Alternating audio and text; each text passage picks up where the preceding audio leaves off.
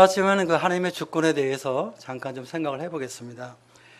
우리 그 욥기 1장 말씀 보겠습니다.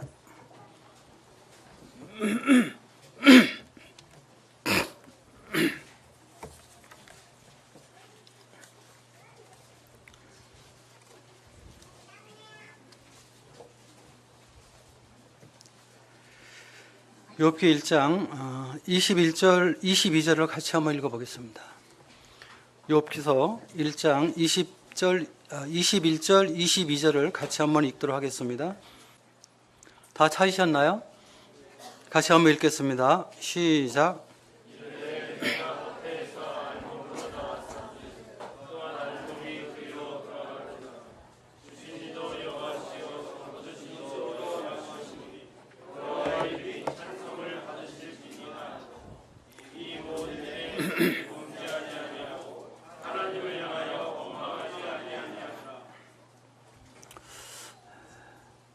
제가 처음 구원받고 나서 출애굽기를 읽었을 때 참 이스라엘 백성들이 참 이상했습니다. 애굽에서 종살이해서 너무 힘들어가지고 하나님 앞에 구원해달라고 기도해서 하나님께서 모세를 보내셔서 그들을 애굽에서 인도해내시고 10가지 재앙과 특별히 그 홍해 바다를 갈라지는 그런 놀라운 하나님의 역사를 보고 나서 그들은 구원을 받았습니다. 그리고 홍해를 건너가서 그들은 놀랍게 하나님을 찬양하면서 광야 생활을 시작하게 되죠. 그런데 광야 생활이 시작되면서 며칠 안 돼서 바로 하나님을 불평하고 모세를 원망하는 이제 환경적인 어려움이 일어나니까 그렇게 원망하고 불평하는 그런 모습들을 보게 됐습니다. 양식이 떨어지고 물이 없고 또 고기가 먹고 싶고 또 길이 협착하니까 바꿔 얘기해서 자기가 원하는 대로 안 되니까 또 내가 필요한 것이 당장 공급이 안 되니까 어려움이 있을 때마다 하나님을 원망하고 그리고 모세를 원망하는, 심지어는 애굽으로 돌아가자 이런 말까지 하는 모습을 보게 될 때 아니 구원받은 사람들이 어떻게 이렇게 되나 제 속으로 놀랐었습니다. 그때는 제가 한참 구원받고 아주 충만했을 때였거든요. 근데 저도 구원받고 나서 꽤 시간이 흐르고 지나니까 제 마음속에도 그런 일이 생기는 거예요. 주님을 섬기다 보니까 이렇게 복 받는 것보다 이익되는 것보다 자꾸 손해보는 일이 일어나고 주님 믿는 것 때문에 어려운 일이 자꾸 일어나게 되다 보니까 제 마음도 은연중에 하나님을 원망하게 되고 내가 괜히 구원받았나 봐 이런 엄청난 잘못된 생각을 하고 또 내가 구원받지 않았다면 참 내가 이렇게 안 할 텐데 이런 마음이 일어났었습니다. 주님 때문에 실족하는 거죠.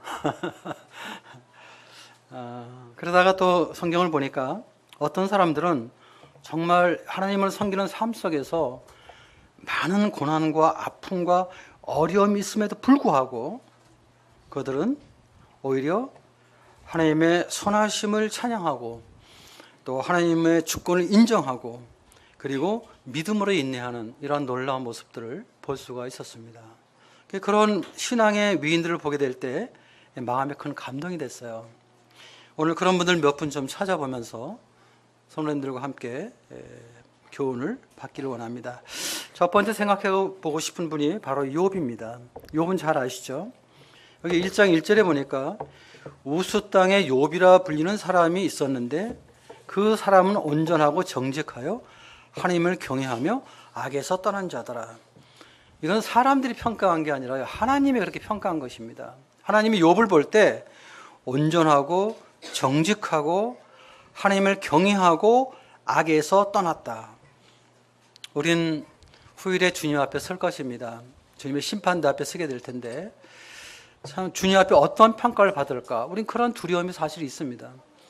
그런데 욥처럼 이렇게 온전하고 정직하고 하나님을 경외하며 악에서 떠난 자다. 참 이런 평가를 받는다면 얼마나 좋을까 이런 생각을 제가 종종 해봤습니다. 정말 욥은 하나님 앞에 인정받는 그런 신앙인이었죠.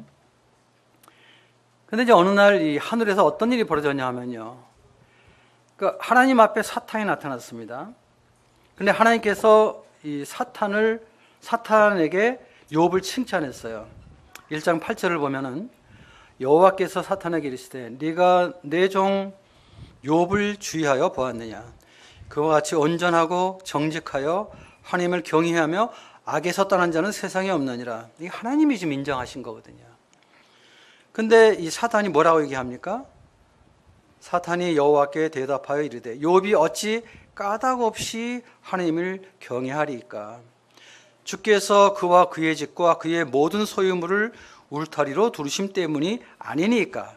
주께서 그의 손으로 하는 말을 복되게 하사 그의 소유물이 땅에 넘치게 하셨음이니이다. 이제 주의 손을 펴서 그의 모든 소유물을 치소서. 그래 하시면 틀림없이 주를 향하여 욕하지 않겠나이까. 여호와께서 사탄에게 이르시되 내가 그의 소유물을 다 내 손에 맡겨놓으라. 다만 그의 몸에는 내 손을 대지 말지니라. 사탄이 곧 여호와 앞에서 물러가니라. 하나님께서 하늘에서 사탄이 하나님 앞에 나왔을 때 욥을 칭찬했습니다. 그랬을 때 욥이 뭐라고 얘기하냐면요. 하나님, 욥이 뭐 괜히 주님을 섬기는 줄 아십니까? 하나님께서 욥에게 복을 주셔가지고 욥을 부자가 되게 하지 않았습니까? 욥의 재물이 엄청났죠. 그렇죠? 여기 3절에 보면은 그의 소유물은 양이 7,000마리요, 낙타가 3,000마리요, 소가 500결이요, 암나귀가 500마리이며 종도 많이 있었으니 이 사람은 동방 사람 중에 가장 훌륭한 자라. 엄청난 부자였습니다. 우리 송영길 형제님이 몽골 갔다 왔다고 제가 소식을 들었는데, 제가 작년에 그 일꾼 수양회가 있어서 몽골에 갔었습니다. 그래서 이 박수영 형제 보고 몽골에는 그 양을 어느 정도 길러야 부자냐고 물어보니까 500마리만 있으면 부자래요. 500마리만 있으면. 그 생각을 해보니까 이 욥이 얼마나 부자인가 하는 것을 제가 생각할 수가 있었습니다. 엄청난 부자고, 또 이 이 시세 차익을 생각해 봤을 때 현재 물가와 당시 물가를 비교해 봤을 때 이건 엄청난 부자죠. 그러니까 지금 사탄이 하나님, 욥이 뭐 괜히 하나님 섬긴 줄 아십니까? 이렇게 부자로 만들어 주셨으니까. 또 욥의 아들, 딸들은 다 성공해서 사회에서 다 존경받는 그런 자녀들이었거든요. 그래서 이렇게 하나님이 복을 주셨으니까 그렇죠. 하나님 그거 뺏어가 보세요. 욥이 당장 하나님 원망하고 믿음을 버릴 겁니다. 이렇게 송사한 것입니다. 사탄은 항상 송사하는 자입니다. 사탄은 하나님이 인정한 사람조차도 인정을 안 하는 거예요.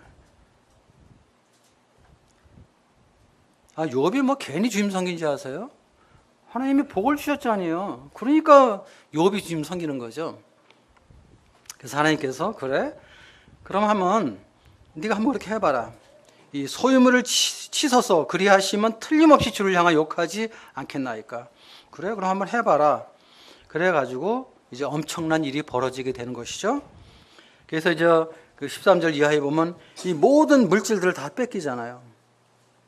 소 500결이가 그 스바인이 와서 다 뺏어가고, 양 7,000마리가 이 하나님의 불이 내려와서 다 죽어버리고, 그리고 또 약대 3,000마리가 갈다인이 약탈해가고, 그리고 이제 욥의 그 큰아들 집에서 욥의 그 10남매가 뭐 쉽게 해서 뭐 가족 모임을 가졌겠죠. 같이 식사하는데 그냥 바람이 불어가지고 큰 바람이 와서 집이 무너졌어요. 근데 10남매가 다 죽었어요.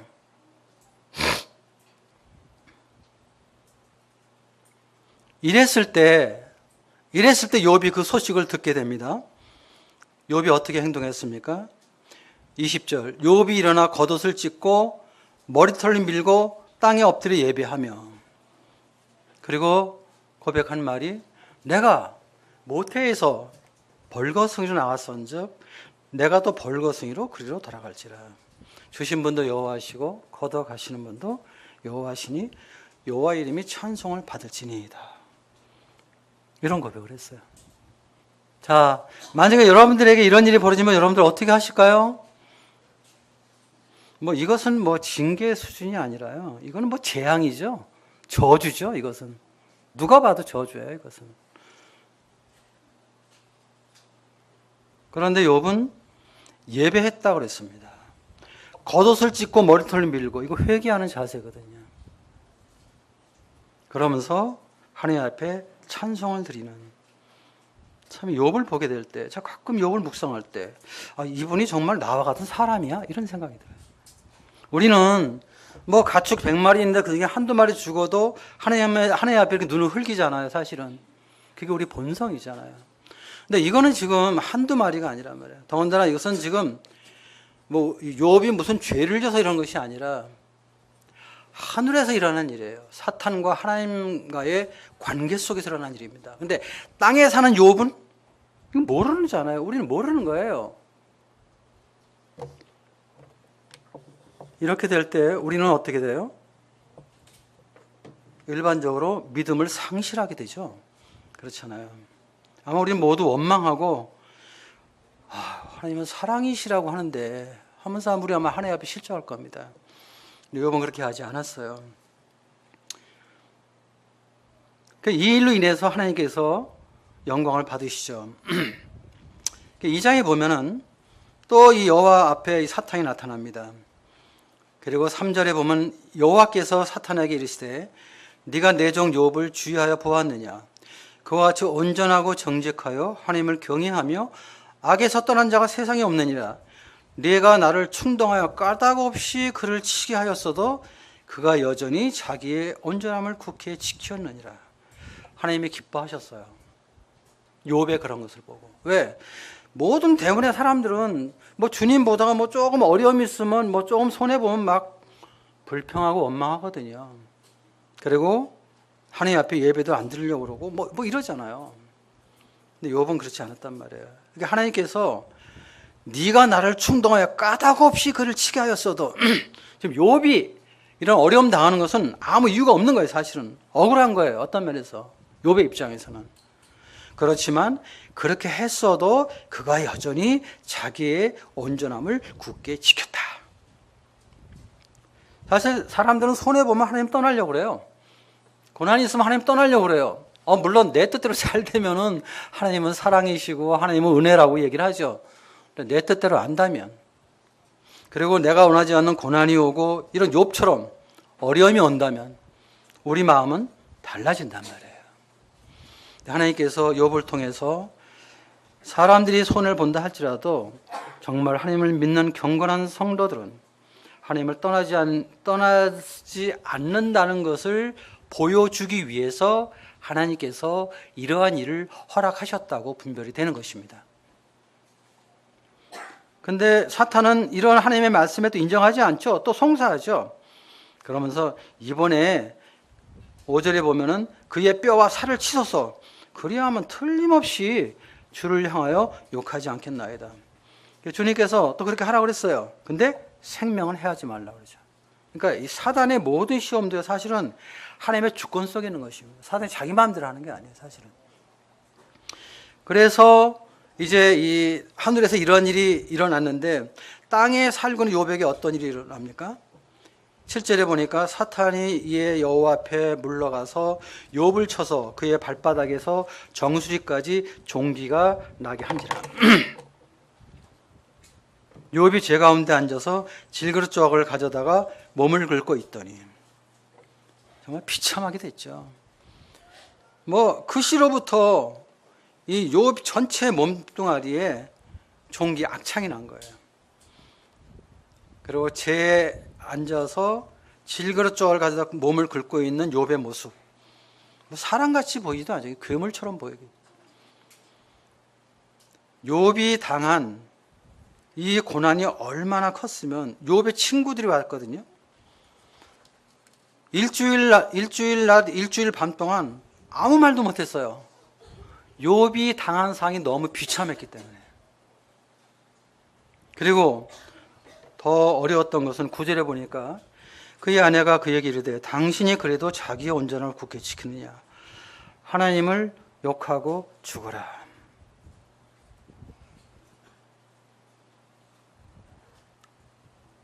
대부분 우리는 욥의 아내와 같은 이런 태도를 주님 앞에 취하게 되죠. 그렇죠?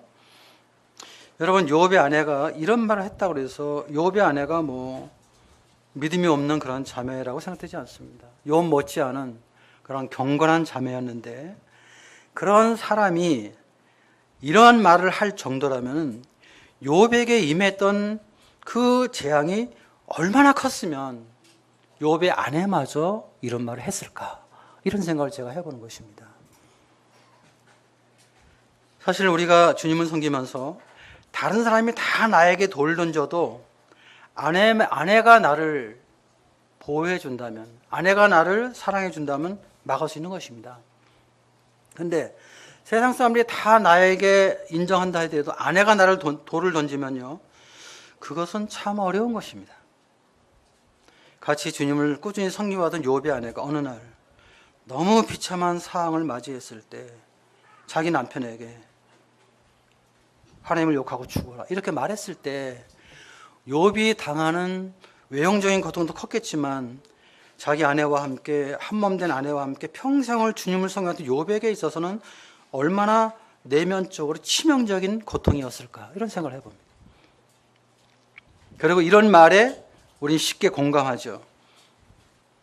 그리고 아내의 말을 듣는 것이 요즘의 일반적인 남자들의 특성이기도 하죠, 사실은.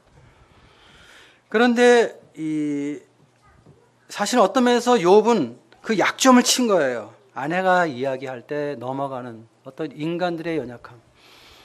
그런데 10절에 보니까 그가 이르되 그대의 말이 한 어리석은 여자의 말 같도다. 우리가 하나님께 복을 받았은즉 화도 받지 아니하겠느냐 하고 이 모든 일에 욥이 입술로 범죄하지 아니했다. 참 놀랍습니다, 여러분들. 제가 놀랍다는 것은 욥이 놀랍다는 게 아니라요. 욥으로 하여금 이러한 믿음을 고백하게 한 믿음이라는 게 놀랍다는 것이죠. 하나님을 경외하는 믿음, 이 믿음의 능력이 참 놀랍다. 욥도 저와 똑같은 사람이거든요. 욥은 주님 오시기 전에 약 2000년 전에 이 땅에 살았던 사람입니다. 저와 여러분들은 주님 오시는 후에 2000년 후에 사는 사람들이에요. 우리는 약 4000년의 욥과 우리의 시대는 4000년의 시간적인 차이가 있습니다만, 근데 참 이러한 믿음을 가진 것을 보게 될 때 참 욥의 믿음이 얼마나 놀라운가. 욥은 결코 하나님의 선하심을 의심하지 않았습니다. 내가 지금은 아무 이유도 없이 왜 이렇게 당하는지 알 수 없지만 그래도 그는 하나님의 주권을 인정했습니다. 하나님의 주권을 인정하면서 그는 하나님의 선하심을 결코 의심하지 않았던 것입니다. 여전히 내가 지금 이해할 수 없는 고난 가운데 있을지라도 내가 믿는 하나님은 선하신 분이다. 여전히 내가 지금 이해할 수 없는 고난 가운데 있지만 하나님은 옳으신 분이라는 것입니다. 나 자신 어떤 대우를 받아도 마땅한 자라는 것을 인정하는 것입니다. 그래서 그는 고백하기를 우리가 하나님 앞에 복을 받았은즉 화도 받지 아니하겠느냐. 굉장히 균형적인 신앙이잖아요. 우리 모두는 대부분 하나님은 항상 우리에게 복을 주셔야만 돼. 이런 고정관념이 있죠. 그렇죠? 하나님 복 주시는 하나님이야. 그런데 지금 욥은 복을 받았은즉 화도 받지 아니하겠느냐. 맞는 말이잖아요, 사실은. 이런 균형 잡힌 신앙을 가지고 있었어요. 그러면서 욥은 인내하면서 하나님 앞에 영광을 돌렸습니다. 욥은 참 자기 아내로부터 엄청난 어려운 말을 들었지만 아내의 말에 넘어가지 아니하고 아내를 꾸짖고 입으로 범죄하지 않았다는 것입니다. 그래서 그가 믿는 하나님 앞에 온전히 영광을 돌리고 그리고 후에 그의 남은 생애가 복을 받는 것을 보게 됩니다. 우리가 주님을 섬길 때 이해할 수 없는 일이 벌어질 수 있습니다. 우리 욥과 같은 그러한 것은 우리의 믿음의 분량을 아시는 주님께서 욥과 같은 그런 것을 허락지 아니하신다고 저는 믿습니다. 그렇지만 어떤 때 우리가 주님을 섬기면서 이해할 수 없는 고난이 우리 가운데 일어나는 것입니다. 개인적으로 일어날 수도 있고 교회적으로 일어날 수 있는 것입니다. 이럴 때 우리는 어떻게 될 것인가? 우리는 하나님의 주권을 인정할 수 있는 모든 일들은 하나님의 주권 속에 일어나는 것입니다. 하나님의 허락하심이 없으면 일어날 수 없는 것입니다. 믿음으로 하나님의 주권을 인정하고 범죄하지 아니하는. 그래서 우리가 하나님을 섬기는 것은 사탄이 말한 것처럼 하나님 우리에게 복을 주시니까 하나님을 섬기고 그럼 복을 안 주시면 하나님 우리에게 하나님이 아니십니까? 복을 안 주신다면 우리가 생각할 때 우리 측면에서 그럼 하나님을 섬기지 않는다? 이것은 아니라. 이것은 아니란 말이에요. 그러니까 하나님이 축복해 주시면 하나님을 섬기고 하나님이 축복해 주지 아니하시면 그 하나님 뭐 버리도 되고 이런 것은 아니라는 것입니다.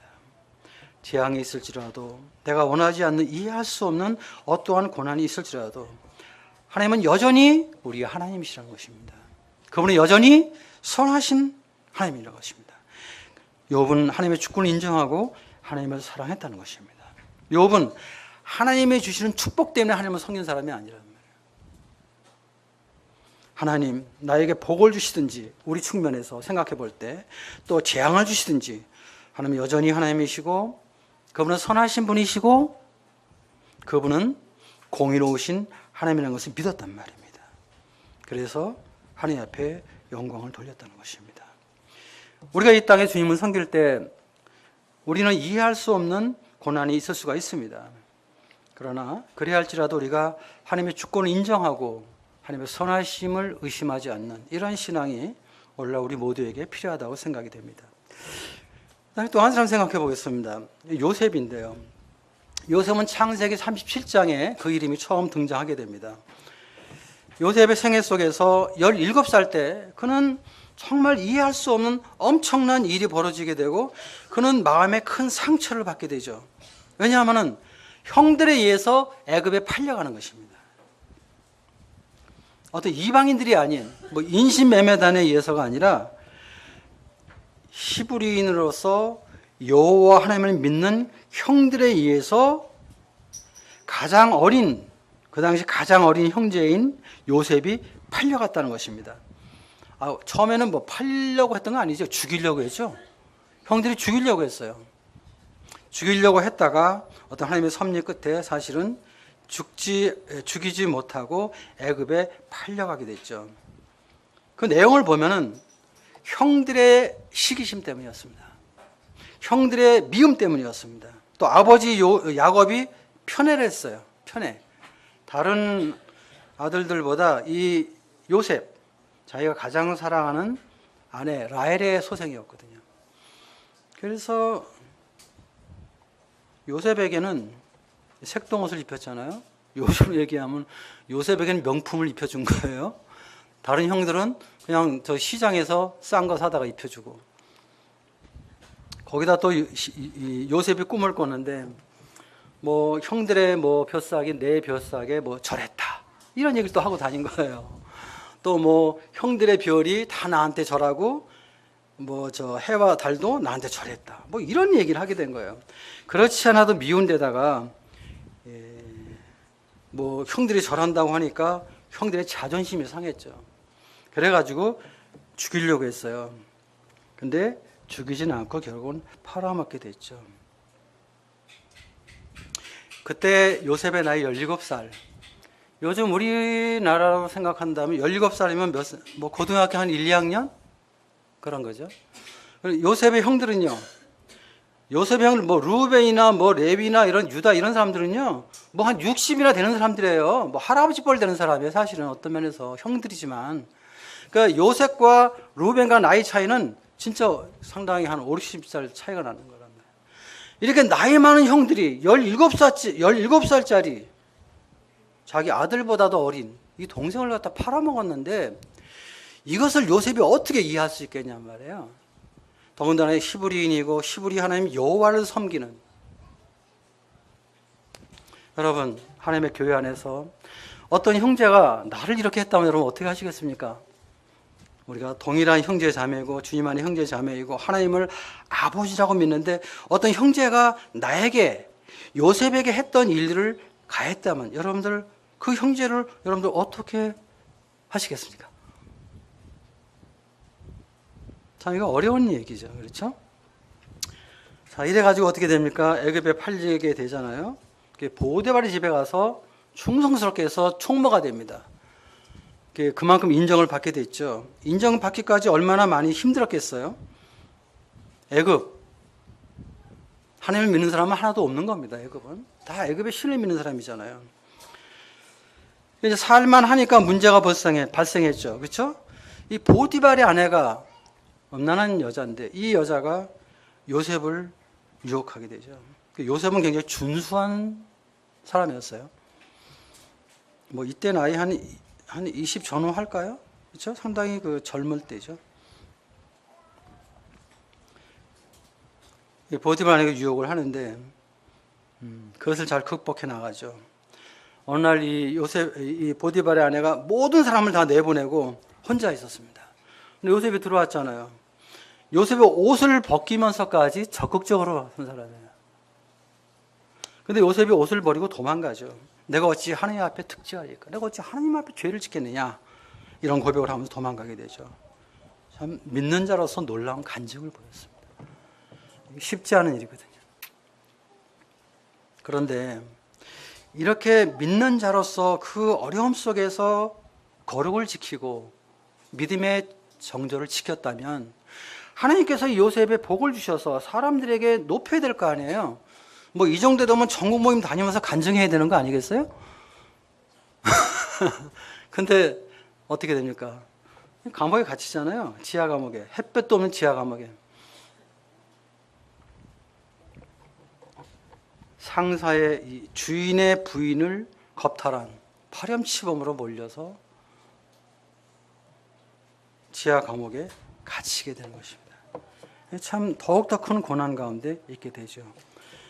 그리고 이제 뭐 거기서 뭐 술 맡은 관원장을 만나고 떡 맡은 관원장을 만나게 되는데 결국은 술 맡은 관원장의 이제 꿈을 풀이해 주죠. 그리고 그 꿈 풀이대로 복직이 됐습니다. 그래서 술 맡은 관원이 나갈 때 나를 기억해 달라고 그랬어요. 내가 여기 지하 감옥에 올 만한 죄를 지은 이 없다. 그런데 이 사람이 나가자마자 그냥 까맣게 잊어버렸습니다. 그런데 옥석에 있는 요셉을 기억하는 분은 하나님이십니다. 하나님이 어느 날 바로에게 꿈을 꾸게 하죠. 그래서 바로가 꿈을 꾸는데 이상한 꿈을 꾸죠. 뭐 마른 이삭이 뭐 이렇게 아주 좋은 이삭을 다 먹는, 무슨 뭐 이 깡마른 7마리 소가 이 풍성한 살찐소를 잡아먹는, 모르겠는 거예요. 그리고 애굽의 박사들도 못 푸는 거예요. 그래서 하나님께서 바로가 이제 고민할 때 술 맡은 관원장이 비로소 지하 감옥에 있을 때에 요셉을 기억하게 되고 요셉을 청구하게 되고 요셉이 나오게 되고 바로 앞에 서게 되고 꿈을 해석하게 되고 그리고 나서 요셉이 어떻게 됩니까? 바로가 애굽의 총리로 임명을 하게 되죠. 그렇죠? 그때 요셉의 나이 30살입니다. 그러니까 17살에 애굽에 팔려가서 13년 동안 계속적인 고난 가운데 있다가 13년 후에 감옥에서 나와서 애굽의 총리가 됩니다. 우리 한번 창세기 한번 보겠습니다. 41장입니다.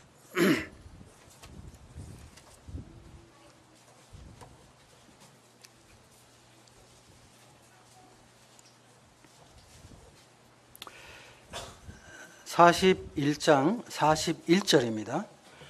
바로가 또 요셉에게 이르되 내가 너를 애굽 온 땅의 총리가 되게 하노라 하고 46절 요셉이 애굽 왕 바로 앞에 설 때에 30세라 그가 바로 앞을 떠나 애굽 온 땅을 순찰하니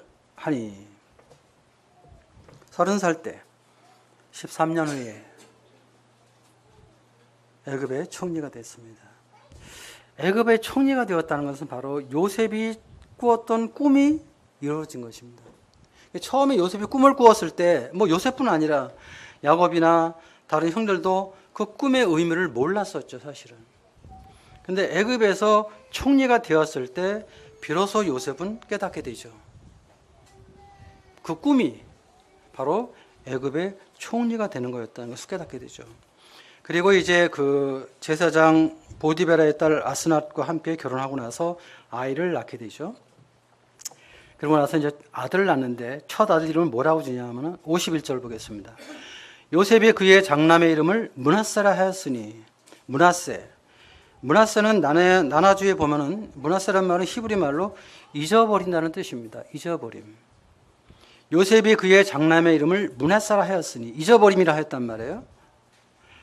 뭘 잊어먹어요? 하나님이 내게 내 모든 고난과 내 아버지의 온 지비를 잊어버리게 하셨다 하며, 사실 이것은 요셉에게서 잊어버릴 수 없는 상처입니다. 이해할 수 없는 일이거든요. 용서할 수 없는 일입니다. 근데 그가 애굽의 총리가 되었을 때, 비로소 꿈이 이루어졌을 때, 비로소 그는 이 모든 것이 하나님의 주권 속에 일어났다는 것을 인정하게 된 것입니다. 형들이 행한 것은 나쁜 방법이었지만 어쨌든 요셉은 애굽에 가야만 했어요. 물론 형들이 그렇게 나쁜 방법을 안 했으면 하나님이 뭐 다른 방법으로 보내셨겠죠. 하나님은 형들의 그 행했던 것은 악한 일이었지만 그 악한 것을 사용하셔서 애굽에 보내셨단 말이에요. 이게 하나님의 주권 속에 일어난 일인 것을 그가 깨닫게 됐을 때, 그는 주님 앞에 고백하기를, 하나님이 내게 내 모든 고난과 내 아버지의 온 지비를 잊어버리게 하셨다. 형들을 용서할 수가 있었던 것이에요. 그러면서 첫 아들의 이름을 므낫세라고 했던 것입니다.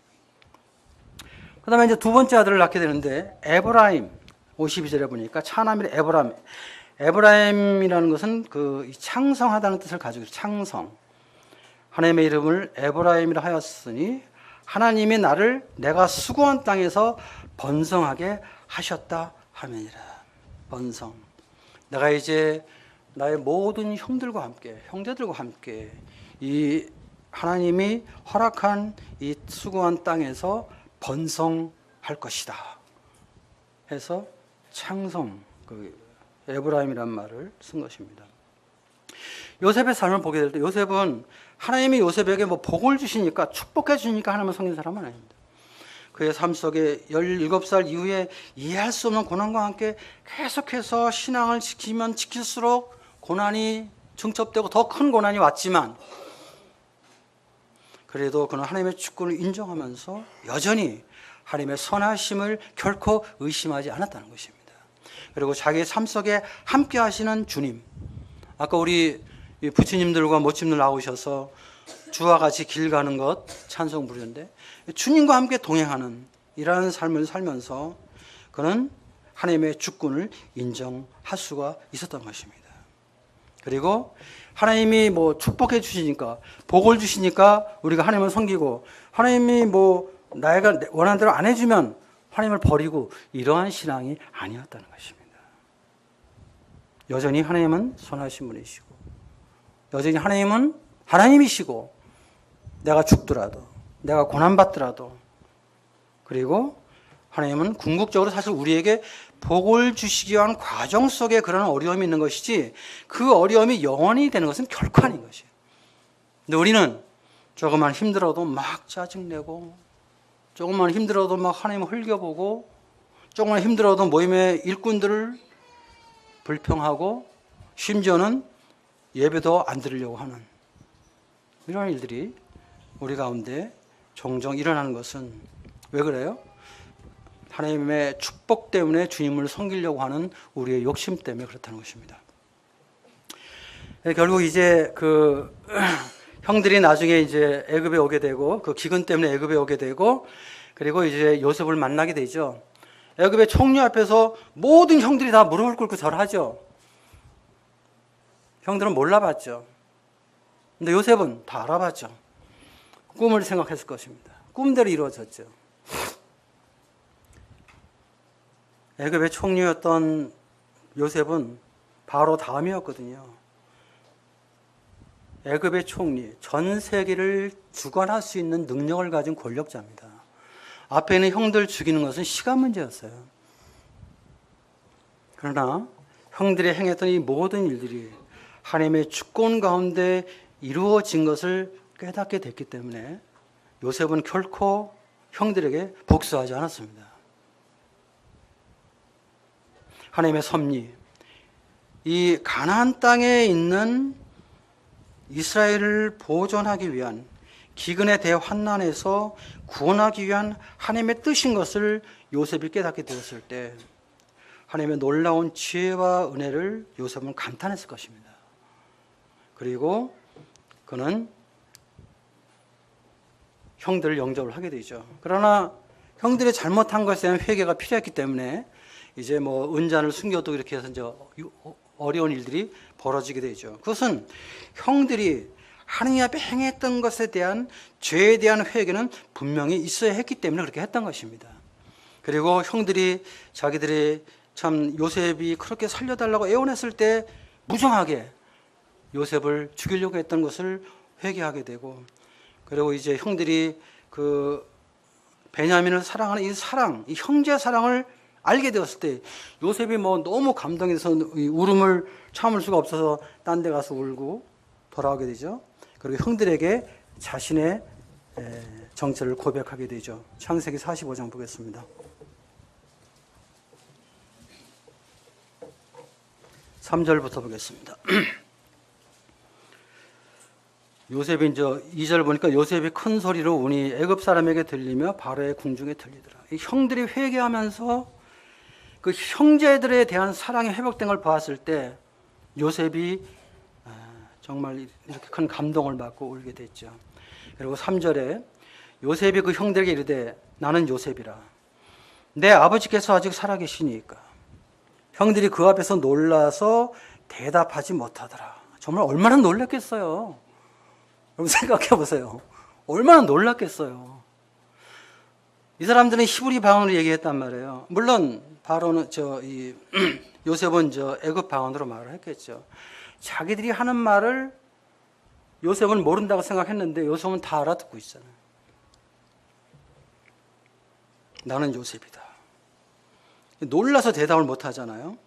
4절 요셉이 형들에게 이르되 내게로 가까이 오소서. 그들이 가까이 가니 이르되 나는 당신들의 아들 요셉이니 당신들이 애굽의 판자라. 분명하게 형들의 행한 일을 이야기를 합니다. 그러면서 5절에 당신들이 나를 이곳에 팔았다고 해서 근심하지 마소서. 한탄하지 마소서. 하나님이 생명을 구원하시려고 나를 당신들보다 먼저 보셨나이다.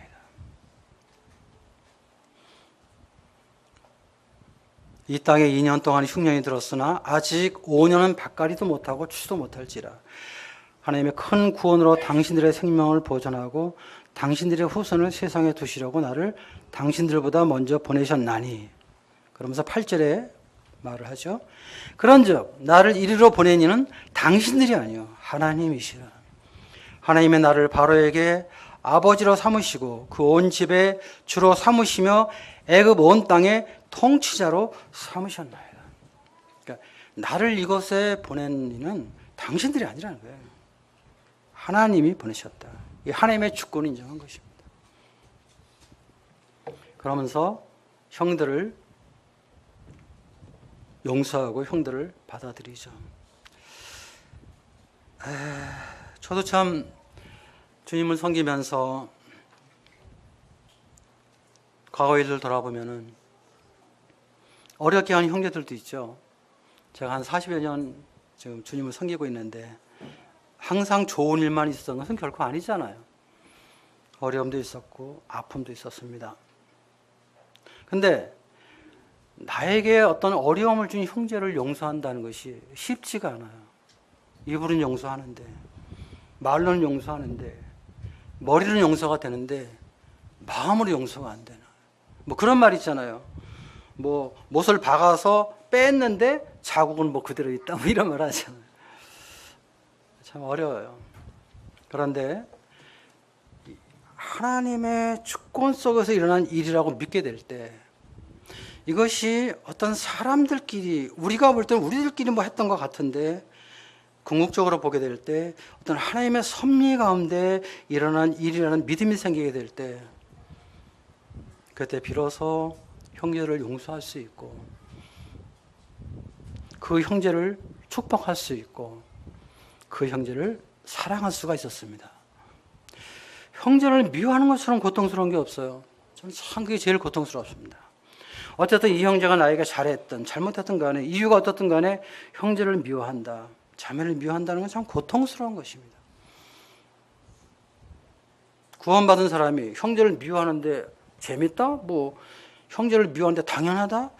이런 건 아닌 것 같아요.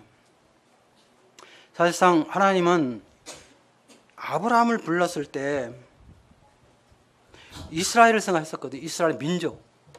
근데 아브라함의 때는 이삭 하나만 줬단 말이에요. 이삭에게 또 이 뭐 야곱과 에서는 뭐 또 딴 길로 갔고 야곱 하나였다고요. 근데 야곱의 때에 뭐 이상한 우리가 볼 때 이해될 수 없는 뭐 4명의 여자가 붙게 되고 그래서 12명의 아들이 태어나게 된단 말이에요. 참 우리가 볼 때 이해될 수 없는 일들이지만 그 12명을 통해서 이스라엘 12지파를 만들고 그 지파 12지파가 합쳐서 하나님의 백성 이스라엘을 세우시고자 하는 하나님의 뜻이 있었단 말이에요. 근데 만약에 여기서 지금 요셉의 복수에서 뭐 아마 시몬이 가장 좀 어려운 일을 했던 것 같아요. 시몬이 결박된 거 보면 뭐 시몬이나 몇 사람 죽였다면 이런 하나님의 모든 뜻은 끝나는 것입니다. 사실은. 그런데 요셉은 하나님의 뜻을 주권을 인정했을 때 당신들이 보낸 것이 아니라 하나님이 보냈다. 그리고 므낫세 내가 내 아버지 집에서의 모든 일을 내가 잊을 수 있었다. 그리고 내가 형들과 함께 하나님이 수고한 이 땅에서 창성하리라.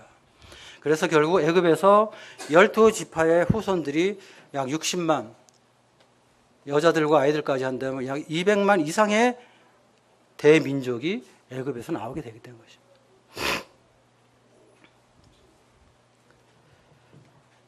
용서할 수 없는 형들을 용서함으로 인해서 요셉은 하나님의 범죄하지 않았죠. 그는 고난 가운데서 결코 하나님 원망하지 않았습니다. 그는 하나님의 주권을 인정하면서 하나님의 선하심을 의심하지 않았습니다. 왜? 하나님은 여전히 하나님이시기 때문에 내가 뭐 좋으면 하나님이고 내가 뭐 어려우면 하나님이 아닌 게 아니니까. 그리고 하나님 믿는 자로서 주님 이름이 영광을 받도록 하셨다는 것입니다. 그러니까 요셉도 하나님의 축복 때문에 하나님을 믿은 것이 아니에요. 하나님, 그분은 나에게 복을 주시든지 내가 볼 때 어려움이 있든지 관계없이 하나님이 여전히 나의 하나님이시기 때문에 하나님의 주권을 인정하고 하나님의 선하심을 의심하지 않았다는 것입니다. 자, 마지막으로 우리 다니엘서 1장을 보겠습니다. 다니엘 좀 생각해보고 마치겠습니다.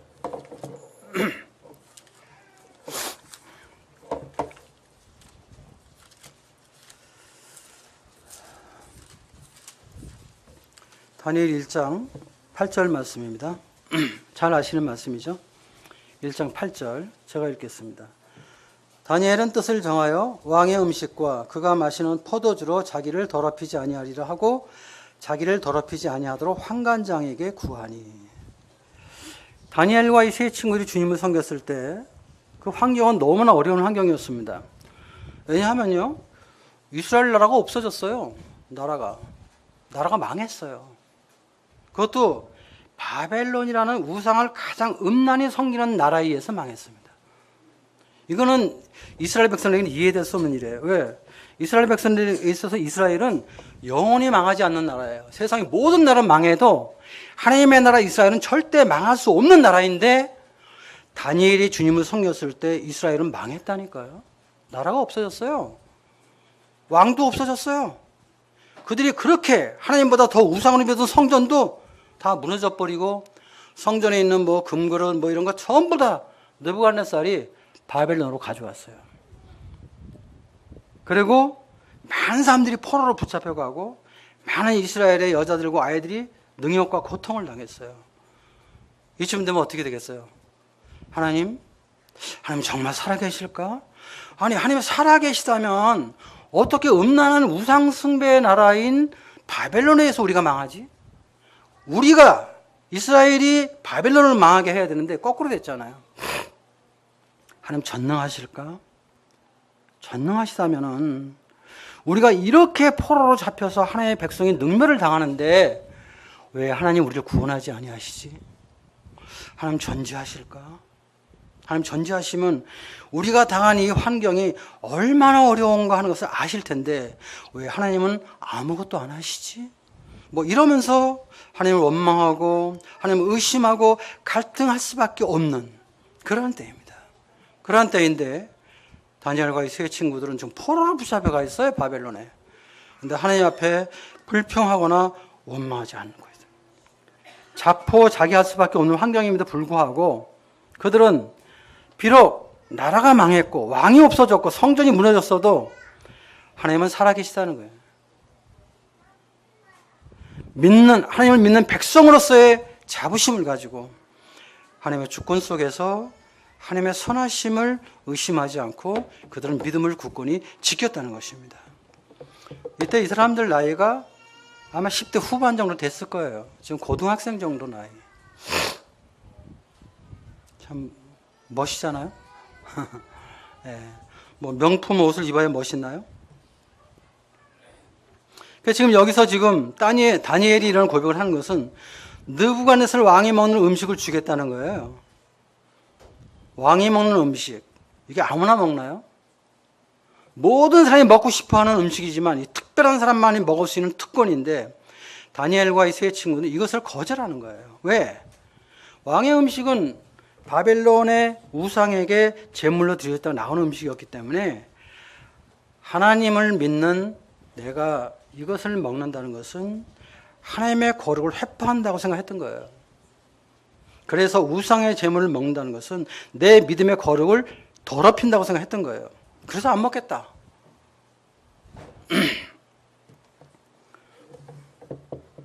다니엘 3장 한번 보세요.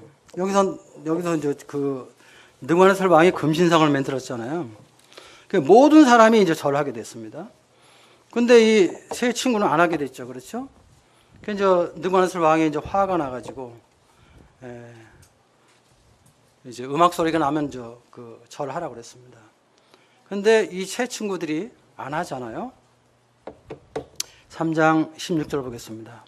사드락과 메삭과 아벳느고가 왕에게 대답하여 이르되 느부갓네살이여 우리가 이 일에 대하여 왕에게 대답할 필요가 없나이다. 왕이여 우리가 섬기는 하나님이 계시다면 우리를 맹렬히 타는 풀무불 가운데서 능히 건져내시겠고 왕의 손에서도 건져내시리이다. 18절 그렇게 하지 아니하실지라도 왕이여 우리가 왕의 신들을 섬기지도 아니하고 왕의 세우신 금신상에게 절하지도 아니할 줄을 아시옵소서. 참 놀랍지 않습니까? 여러분 믿음이 뭘까요? 단순하게 입술로 예수 믿는다, 구원받았다. 물론 입으로 신앙도 중요하지만 사실 하나님의 나라는 말에 있는 것이 능력에 있는 것입니다. 이 10대 후반에 해당하는 이 젊은 사람들이, 이 어린 사람들이 어떻게 이렇게 말할 수 있었을까? 이들은 나이가 어린 그런 형제들이었지만 하나님의 주권을 인정하면서 하나님의 선하심을 결코 의심하지 않았다는 것입니다. 그리하지 아니할지라도 우린 절하지 않겠다. 정말 신앙을 포기하고 절망할 수밖에 없는 그런 환경, 낙심할 수밖에 없는 그런 환경, 하나님의 신앙을 갖기가 어려운 그런 환경 속에서 그들은 하나님의 주권을 인정하면서 하나님의 선하심을 결코 의심하지 않았다는 것입니다.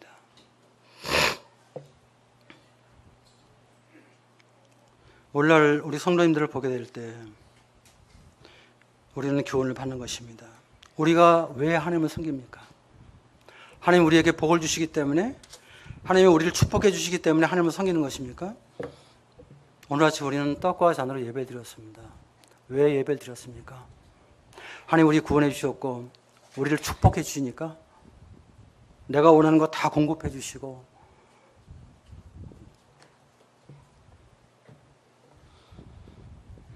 그런 것 때문에 우리가 하나님을 섬기는 것은 결코 아닌 것입니다. 그리하지 아니할지라도 하나님은 여전히 우리의 하나님이십니다. 하나님은 여전히 만왕의 왕이시고 만주의 주이십니다. 우리가 오늘 아침 예배드린 하나님은 그런 하나님이십니다.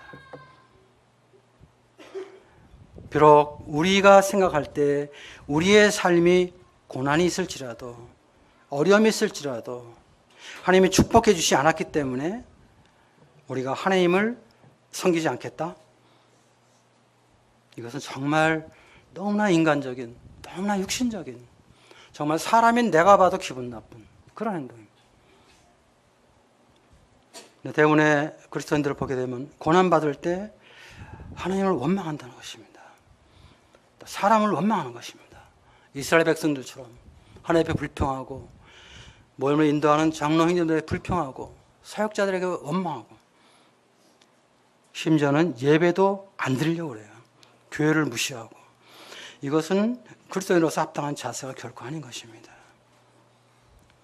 우리의 삶 속에서 어떠한 일이 일어날지 우리는 알 수 없습니다. 그리할지라도 우리가 하나님의 선하심을 의심해서는 안 되는 것입니다.